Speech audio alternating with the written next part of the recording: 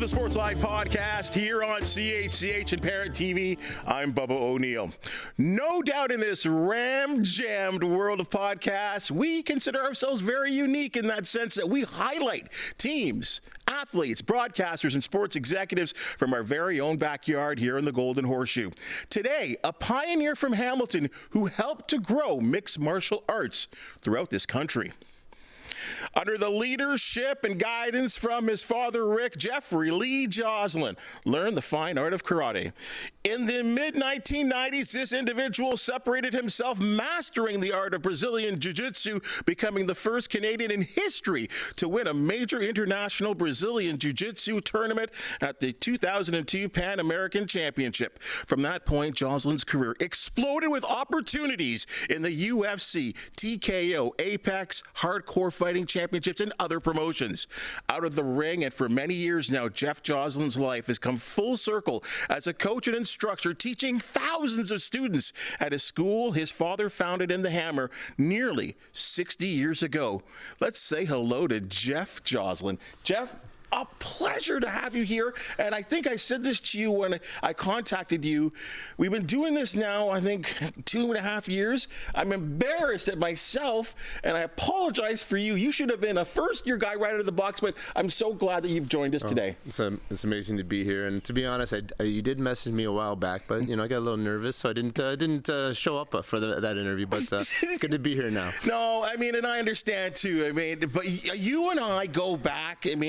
I think about a report when I first started working at CHCH, and your school really started to explode, and you took me down on the mat. You destroyed me. Yeah, well, you were natural. I could tell. You learn quick, but you're a master of your craft here. Thank you so much. First of all, how are you? I'm doing really well. Probably the happiest I've been in my life. Been there, you brought back a lot of memories with that intro there, and it's. I think as you get older and older, you learn what really makes you happy. So, my journey was up and down and all over the place, and in the end, it's brought me to a very good place. Thank you. As I said to one of our employees here, our digital lead for a lot of the stuff that we do here online, Amanda, I've heard the likes of GSP bring up your name as inspirations for his career, which is, obviously one of the best in Canadian history in terms of what he did. How does that make you feel? Well, anytime you hear a great fighter speak of you or give you a compliment, it's a great thing. GSP and I came up through the same organization called TKO in Montreal, so we were in the same division. And I honestly didn't want to talk to him too much because we were getting closer to fighting each other. So I tried to keep my distance. But he's such a nice person and he's such a good guy that it was hard not to interact with him. And after I actually retired from fighting, he gave me a call to come train together. But unfortunately, I was dealing with concussion symptoms and I couldn't take advantage of that. I want to go all the way back here. You began learning karate at 5 years old. Why? Dad, who doesn't want to be like their dad? And my dad has always been my hero since I was very young. I thought every dad worked a day job all day long and then taught in a martial arts school all night long. He just worked and showed us what hard work could do and just wanted to be like him. But to be honest, it didn't start off that well. I started training when I was about 5 years old and entered a karate tournament trying to be like him. And I just remember having this memory. You have those old memories where, it just flashes back, and it was me crying under bleachers and getting beat up in a tournament so fast in front of my dad that I didn't really want to do it. So I ventured off to hockey for a few years. Well, what brought you back? Street fight, high school. I won't mention his name, but I owe him a lot. Did you win the fight? It was about a tie, I think. So he was, just some incidents happening, and I was dealing with a little bit of bullying, and I had to kind of stand up for my brother. It was a long situation, but I ended up putting the gloves on, sneaking downstairs and hitting the bags. I didn't want to tell my dad because I didn't want him to think I was coming back to training permanently. But I really didn't want to get embarrassed at high school, Buff High School, in front of everybody. So I started training on my own for about a month. Then I stood up to this guy and we both fought. We had a good scrap in the cafeteria on the floor, up and rolling all over the place. And it was but a tie. But after that, I never missed a class. I was so motivated to become better. Isn't that crazy? I think of the likes of a Muhammad Ali, who had no interest in boxing, but at a very young age, probably around the same age as you, someone stole his bike. And he was really upset, and he knew who stole his bike, and he wanted that person to pay the price. Wow, I didn't know that. Right? And off his career went, right? He wanted to learn boxing, and so he did. That's a crazy, crazy story. You know, under what, at least what I believe or studied to your resume, in the fact that karate kind of started it all, but you started adding other mixed martial arts to your repertoire. What made you go in other directions? So the cool part about it, my dad was always karate, but he was always had the flavor of kickboxing. Like, no karate schools had a boxing ring. We had a boxing ring. They didn't use heavy bags. We had heavy bags. So my dad was very ahead of his time in terms of, they were the first generation of karate fighters that turned into full contact kickboxers. So he had an undefeated team of kickboxers that beat some big names in the sport. And so they trained with boxers and they cross trained. So we were never really just karate. It was a mix. It was very combat oriented and conditioning oriented. So my dad, I remember a funny workout when I came back to training as a teenager. I wanted to go for a run with my dad, and I thought I was going to kick his butt, and he schooled me. I was young. I thought he was an old guy, and he ran past me up and down the Wentworth stairs, came around. I'm walking, I'm gassed out, and he showed me that day that I had a lot of work to do. So in terms of progressing from that, the jiu-jitsu kind of came, a lot of random circumstances, but I believe a lot in that the universe puts things in front of you when you're meant to see them and meant to have those coaches and meant to have those moments. So one of my students gave me a martial arts tape that was Brazilian Jiu-Jitsu instructional series, and I didn't want to watch it because I was punching and kicking guy, and I didn't want to do what the Gracies were doing in winning the first UFCs, and so I watched that tape, and then the rest was history. I got hooked and watched that tape probably for 3 hours straight that night, and then just started to focus on Brazilian Jiu-Jitsu for a while. What was it like being one of the only Canadians to actually be in that discipline? It was pretty early back then. You know, if you saw blue belts, so the belts in jiu-jitsu go white, blue, purple, brown, black. And if you saw a blue belt at that time, it was almost like seeing a unicorn in the streets. So it was it was a cool time because we forged through small tournaments. We battled each other. We had, we faced the same guys over and over again. We're all learning from our mistakes. And now the jiu-jitsu has grown into a community. There's black belts everywhere. There's tournaments all over the place. It's grown into thousands and thousands of competitors from maybe 10, 20 of us back then. At this point, you've won hundreds and hundreds of medals. Was there a point there where you were thinking, I'm pretty good at this? That is a good question. I think I've always been the person that always felt like I wasn't doing enough. And I think that fueled me to be better and never accept the way my skills were at the time. So with jiu-jitsu, I just wanted to get better and better. So I studied and trained every day. And if I had a loss, that would fire me up. And then I started traveling to other martial arts schools, like Brazilian jiu-jitsu schools, and holding my own with some of the best guys there, even though they had a full-time instructor. And I was kind of teaching myself. So it showed me that I could do good things, teach myself a lot, and then benefit when I do have a coach, just skyrocket. I love asking this question to mixed martial arts, wrestlers, boxers. In some ways, winning can be easy. It feels good. We all know, you raised your arm in victory. But at this point, maybe throughout your amateur career, as you're kind of rising, what's it like to lose? Losing, I think, not just in martial arts, but in any time in life when you have those terrible moments that sting, and they do sting when you get choked out. And one time I was in a tournament, I was fighting for $500. I was pretty broke at the time, and I got triangle choked in 20 seconds. And I remember how much it stung. And then I put that into my training. So that any loss, you don't remember your wins. You forget every win. I can't remember who I beat. But I can remember everybody who beat me, how they beat me, when they beat me, and what I learned from it. And do you feel like that's something that and I'm going to go fast forward here. When you're talking to your kids and instructing your kids and some of the adults that you're teaching, is that something that you teach upon them as well, too? I do. I talk a lot about the losses. They could even mention that if you talk to some of my students. I have favorite losses where I remember exactly what I learned. And it's not losses. There's a good saying. It's you either win or you learn. And it sounds kind of, it's hard to take in sometimes because the losses do sting. But you go ahead in time and you realize, okay, now I'm doing this better because of that loss. So I do try to tell that with my students, and knowing that the path to greatness in anything in life is not going to be straight line. And I think people want to start at something and they want to get good right away. But through martial arts, we learn that there's a bumpy road, and I think you can apply that to any skill in life. Okay, so you're into the business now. Good things are happening. Again, we talked about the fact that you're one of the few Canadians in the business, but opportunities are starting to come up, and you're getting some bigger fights actually right now.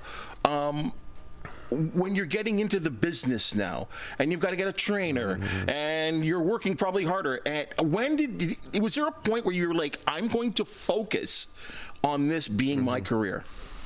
Definitely, and I think, again, that universe stepped in and put people in place that I needed to have in my life to make that possible. So my goal was always to get really good at jiu-jitsu. I already had the karate and kickboxing background from as I was growing up. So then I was like, shut that down, get good at jiu-jitsu, try to win something big in Brazilian jiu-jitsu. I ended up winning the IBJJF Pan American Games, the gold medal there. And then I was like, okay, now it's time to take the next step and fight in the cage. Kind of like my idol, Hoist Gracie. He eventually became my idol once I started doing jiu-jitsu. Right. And I said, I'm going to start fighting professional. So now I had been away from punching and kicking things and people for so long that I had to get back into that and get, a coach came into my life named Vito Brancaccio.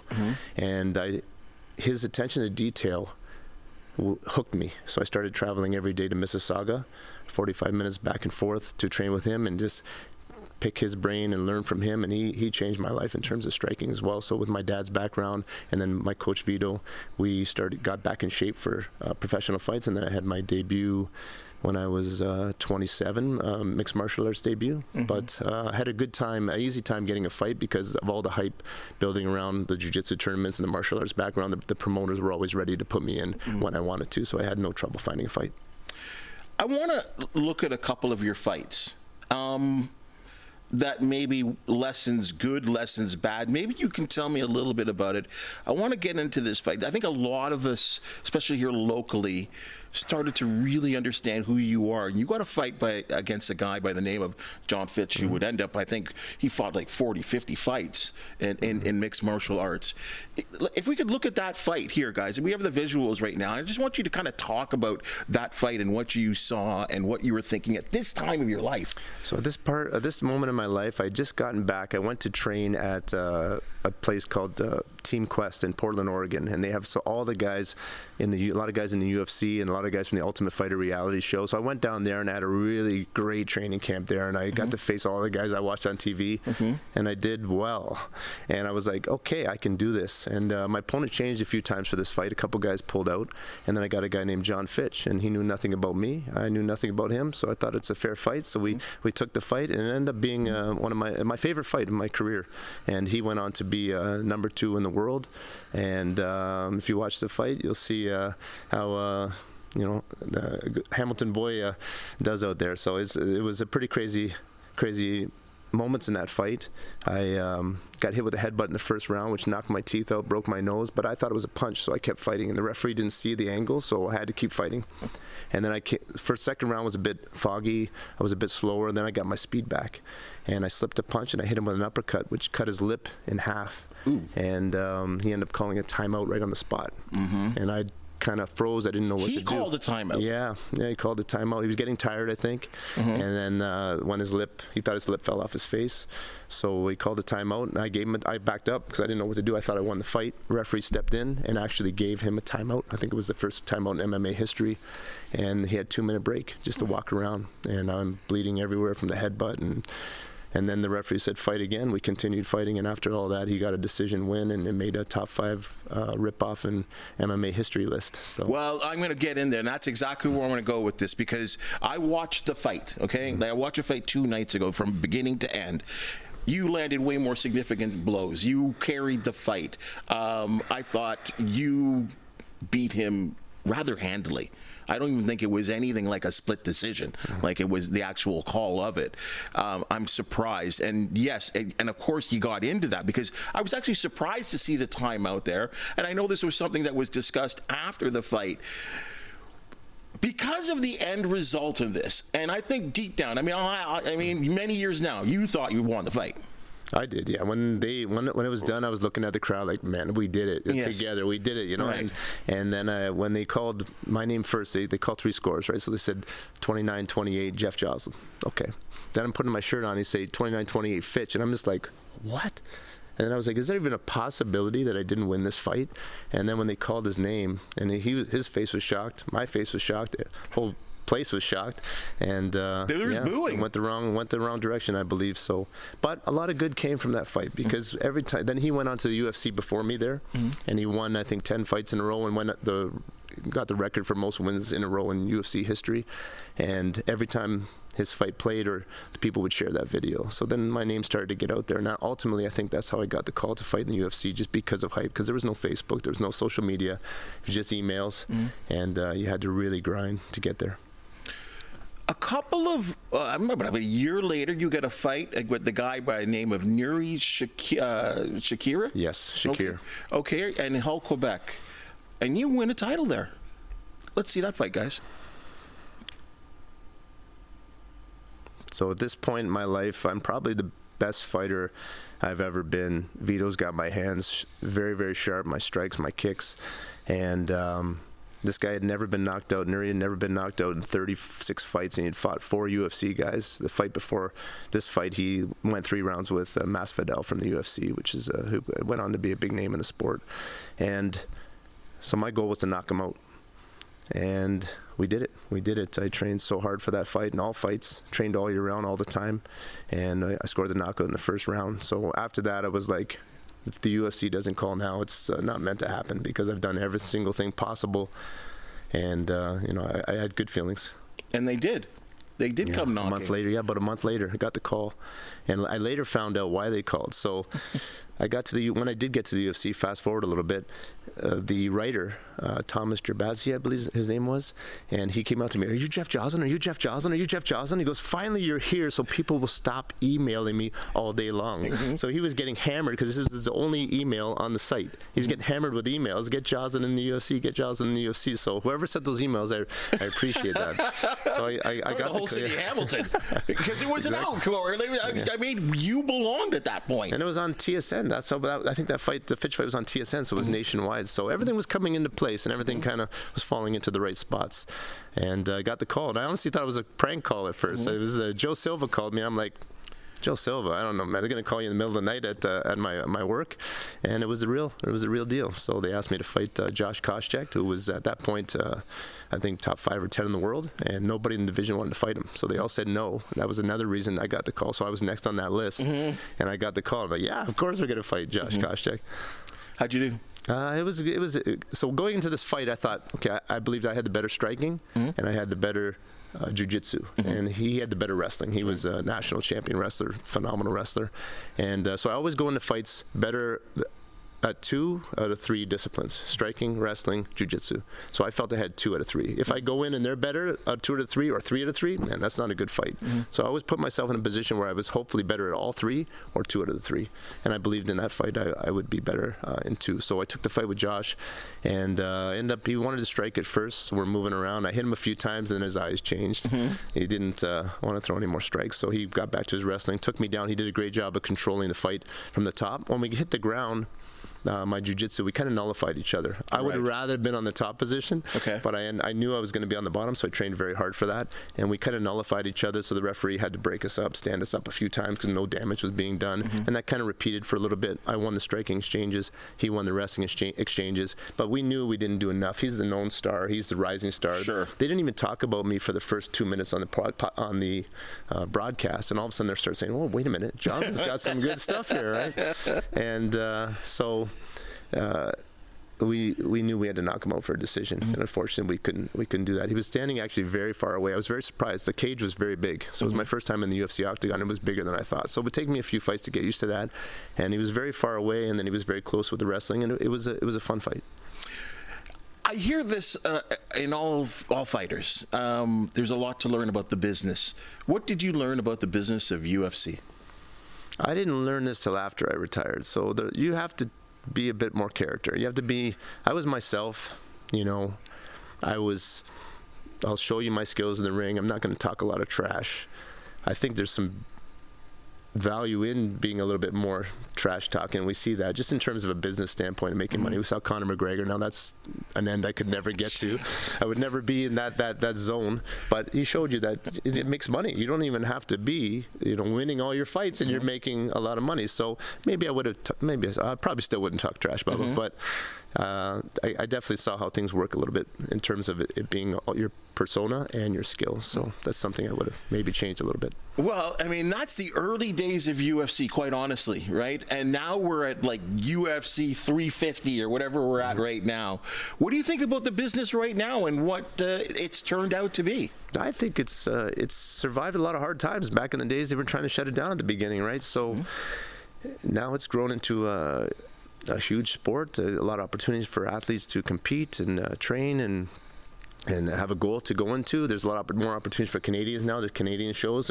Man, I fought all my fights in Quebec. It wasn't close to home. I never got it. Was it not allowed in Ontario at the time? It was, and it was illegal. Yeah, it was illegal in Ontario. So unfortunately, I got injured before I could fight in Ontario. So I would have loved it to fight with a hometown advantage for once. My UFC fight was on a U.S.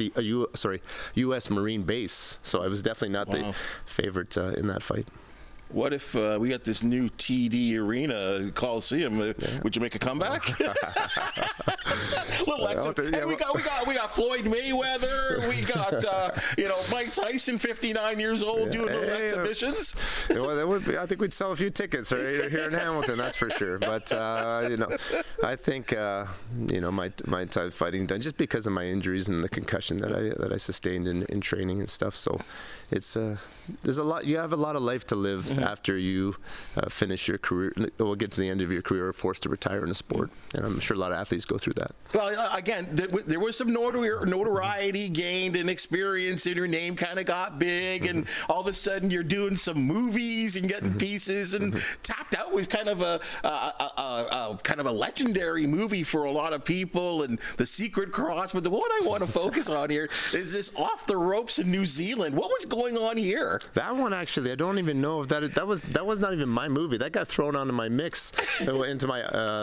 It wasn't even me in that one. I don't know. Yes, it sounds cool though. Sounds like a good fun time. It's like I went looking through it. I'm like, he fought in New Zealand. Oh my goodness. Okay. But the acting was a challenge. The acting was fun. Yeah. What was that like? It was very cool. It was cool to be terrible at something and then not be so terrible at something, so I love that. I love being a white belt. I always have. I love to learn new skills, and so my friend he had done some acting and stuff. He taught me how to do it, and I ended up having a good time in a small part in a independent film, and it was fun, a lot of fun. But you're kind of being yourself in a way too, right? In a way, in those movies, like you didn't have to be someone different. The one that I'm talking about, Secret Cross, was one I played a bit of a psychotic. I had to pop the missing teeth out, these pop outs, so that worked out well for the role. Thanks, John Fitch, and the headbutt. Appreciate that. Spectacular. Well, we've kind of come all full circle, and the best part about this is there's a great ending here, and for many decades right now, you've been sharing the wealth of what you've learned in the ring, outside of the ring, and you've been teaching. And you've been doing this for a long time now. As I said off the top, thousands of athletes have come in and through, Joslin's MMA place here in Hamilton. I would understand this, and I set it up this way, and I've done this with someone before. Wayne Gretzky, arguably the greatest hockey player of all time, was the lousiest coach ever with the Phoenix Coyotes. He was horrible. He'd tell you that. What makes you a good teacher? So I think it's because my dad threw me in at 17 to teach classes. He said, "Jeff, you're going to teach the kids class tonight." I'm like, "No way. Are you going to show me how to do it?" And he just said, "Oh, you'll figure it out." And he put me in, and I've figured it out. I've made my mistakes in teaching, got nervous, in front of the parents, sweating when I'm young, and just trying to figure things out, and just learned same as I learned martial arts, same as I learned any skill, just trial and error and getting better and realizing that I can't teach everybody like I learn. That was a tricky thing. Everybody learns differently, so I teach some kids a certain way, adults a different way, and everybody learns a different thing. But it's been very, very rewarding for me. Unfortunately, I had a concussion in training, and then I got to a point where I had to decide, do I risk more concussions and feeling sick for 2 years again and go back to fighting, or do I focus on my plan of becoming a martial arts instructor for the rest of my life and being a martial arts instructor for the rest of my life. So that ultimately the kids and all my students kind of saved me. They stopped me from going back and potentially hurting myself worse, either in training or in the fights. And I have them to thank that I'm still doing this. I'm still teaching, able to share my knowledge. And I love going to the gym. I teach the four-year-old classes all the way up to the adults. I'm there 6 days a week, just working hard like my dad did. Mm-hmm. And I'm learning. I'm still learning as a teacher, learning as a martial artist, learning as a person. What about patience, though? I mean, and that's the thing because you have a gift, and that gift was mixed martial, it continues to be mixed martial arts. And like you said, everyone is different. Everyone's learning ability is different. Was that just a natural thing in you that you have that patience to be able to instruct and not lose your cool with your students? And my wife compliments me on that a lot. So she comes in and she sees the kids' class for a few minutes and she's stressed out. I think it's just something maybe I have an ability to be calm under pressure. Maybe it's forged in the cage and in the rings. I enjoy every moment. I wake up every day, to be honest, and I'm thankful for every student that comes and trains with me and lets me continue to live this life that my dad lived, and that I've been able to follow in his footsteps and carry on his legacy. So I'm just thankful. Like, I'm able to do my job because of them, mm-hmm. and I never take that for granted. You've consistently come back to your dad, and your dad has forged himself as one of the tops, one of the pioneers, I'll use that word, of, karate in this country. When you think about your dad, when you look at what he's accomplished and how he rubbed off on you in so many ways, what do you think about Rick Joslin? I think he like all of us, we're human. We have our strengths, we have our weaknesses. None of us are perfect. I think sometimes when we're kids, we just think our parents are automatically perfect. And he's shown me through hard work and dedication that any goal is possible, and to chase your dreams and to shoot for whatever you want to do, and that it's possible through hard work. And that has changed my life. That ability that he has to do that in his own life has changed my life. And sometimes we'd butt heads over the years, and we both take the good and bad from each other. And it's been a very fun road together. And I owe a lot of that to him, my success and my happiness. But then I also feel like the drive within myself has helped me take it to levels that I never could imagine possible. That's what your dad kind of taught you. That's what you learned to teach to yourself. The actual MMA, when I say MMA, what did it teach you? This whole ride from childhood to the UFC to flash of fame, people treat you a little differently. It's taught me that happiness is not around the corner. It's not behind some amount of money or people saying great things to you or saying you're the best.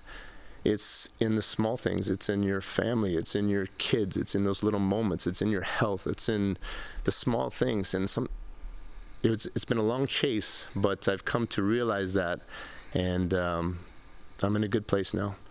And it's not always around the corner, the happiness. The happiness, if you're not, I have one quote that I like a lot is, if you're not happy with what you have, you'll never be happy with what you get.